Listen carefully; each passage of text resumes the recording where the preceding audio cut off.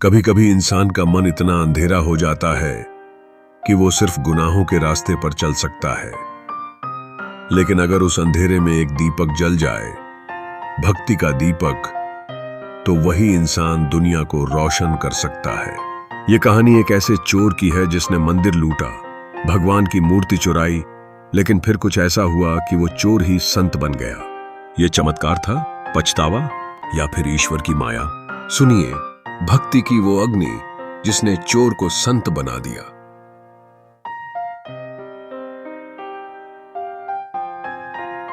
स्थान: बिहार का एक छोटा गांव, राघवपुर। साल 1998। राघवपुर गांव के बाहर एक जर्जर झोपड़ी में रहता था भोलू, 28 साल का एक बेरोजगार, शराबी और छोटा मोटा चोर। माँ बाप नहीं थे, बचपन से ही अनाथ आश्रम में पला और जवानी में निकल पड़ा जिंदगी के गलत रास्तों पर। गांव के लोगों के लिए वो एक अभिशाप था। कोई गाय चोरी हो जाए, कोई घर लुट जाए, हर शक उसकी ओर जाता। लेकिन भोलू के मन में एक अलग ही लड़ाई चल रही थी। वो अक्सर रात को गांव के मंदिर के बाहर बैठता था, चुपचाप भगवान को देखता और फिर बुदबुदाता, अगर तू है तो मुझे बदल क्यों नहीं देता। रात 2 बजे भोलू शराब के नशे में झूमता हुआ मंदिर की ओर बढ़ा। उसके हाथ में एक लोहे की छड़ थी और दिल में सिर्फ एक इरादा, इस बार भगवान भी चुप नहीं रहेंगे। उसने मंदिर का दरवाजा तोड़ा, अंदर जाकर शिवलिंग से चांदी का त्रिशूल, दान पात्र के पैसे और एक छोटी सी सोने की मूर्ति उठा ली। लेकिन जैसे ही वो मंदिर से बाहर निकला, अचानक बिजली कड़कने लगी, आसमान गूंजा और तेज बारिश शुरू हो गई। एक अजीब सी बात हुई, भोलू के हाथ से वो सोने की मूर्ति जमीन पर गिर गई और उसमें से कुछ जलने की गंध आने लगी। वो चौंक गया, मूर्ति से धुआं निकलने लगा। भोलू ने डर के मारे मूर्ति को फिर उठाने की कोशिश की, लेकिन इस बार वो मूर्ति जलती हुई लग रही थी। और तभी मंदिर के अंदर से एक आवाज आई, हर चोर को माफी मिल सकती है अगर वो सच में पछताए। अगली सुबह भोलू की आंखें खुली तो वो मंदिर के बाहर बेसुध पड़ा था। हाथ जल चुके थे, मानो किसी आग को छुआ हो।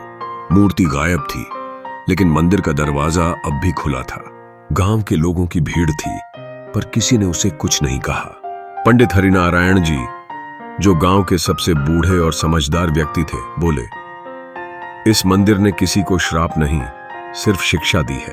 उसी दिन भोलू ने फैसला लिया, अब जीवन अपराध नहीं, सेवा का होगा। भोलू ने मंदिर की सफाई से शुरुआत की।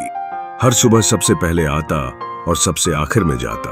उसने चोरी छोड़ी, शराब छोड़ी और धीरे धीरे लोगों से माफी मांगने लगा। शुरुआत में लोग उसे दुत्कारते रहे, लेकिन वो मुस्कुराता रहा। पंडित जी ने उसे रामचरितमानस पढ़ने को दी और यहीं से शुरू हुआ उसका असली परिवर्तन। एक दिन गांव में डकैतों ने हमला कर दिया। मंदिर के सामने से मूर्तियों और जेवरों को लूटने की योजना थी।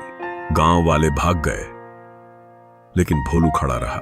वो अकेला था, लेकिन डकैतों से भिड़ गया। उसके सिर पर लाठी लगी, खून बहा, लेकिन मंदिर में किसी ने प्रवेश नहीं किया। डकैत भाग गए और अगली सुबह गांव ने एक नया दृश्य देखा। भोलू खून से लथपथ शिवलिंग पर लेटा हुआ था और उसके होठों पर एक ही वाक्य, हर हर महादेव। उस घटना के बाद गांव वालों ने भोलू को संत भोलानाथ नाम दिया। उसने मंदिर के बाहर एक छोटी सी पाठशाला शुरू की, गरीब बच्चों को पढ़ाना शुरू किया, बीमारों की सेवा की और हर साल शिवरात्रि पर 3 दिन का भंडारा खुद के हाथों से चलाया। भक्त आने लगे, दूर दूर से लोग उसे सुनने लगे। कहते हैं उसकी आंखों में अब गुस्सा नहीं, करुणा थी। साल 2018, संत भोलानाथ 48 साल के हो चुके थे। बीमार थे, लेकिन हर दिन मंदिर जाते। एक दिन उन्होंने पंडित जी को एक चिट्ठी दी और कहा, जब मैं न रहूं तो इसे मंदिर के गर्भगृह में रखना। 3 दिन बाद उनकी मृत्यु हो गई, बिल्कुल शांत, मुस्कुराते हुए। जब वो चिट्ठी खोली गई, उसमें लिखा था, मैंने मंदिर से चुराया था सोना, लेकिन बदले में ईश्वर ने दे दी भक्ति। मैंने हाथ जलाए थे स्वार्थ से, लेकिन अब वही हाथ सेवा करते हैं। अगर कोई भटका हुआ है तो सिर्फ एक बार भगवान को पुकार ले। उन्हें देर लगती है, लेकिन वो आते जरूर हैं। भोलू उर्फ संत भोलानाथ। भक्ति सिर्फ मंदिर जाने से नहीं आती, वो आती है जब इंसान अपने भीतर के अंधेरे को रोशनी में बदलने की ठान ले। भोलू एक चोर था, लेकिन भगवान ने उसे एक संत बना दिया। तो अगली बार जब आप भगवान के सामने जाएं, तो सिर्फ प्रार्थना नहीं, एक वादा करें, खुद को बेहतर बनाने का। अगर आपको ये कहानी प्रेरणादायक लगी तो इसे लाइक और शेयर जरूर करें। नीचे कमेंट में लिखें, क्या आपने कभी ऐसा कोई परिवर्तन देखा है किसी के जीवन में? और हमारे चैनल को सब्सक्राइब करें ऐसे ही और कहानियों के लिए।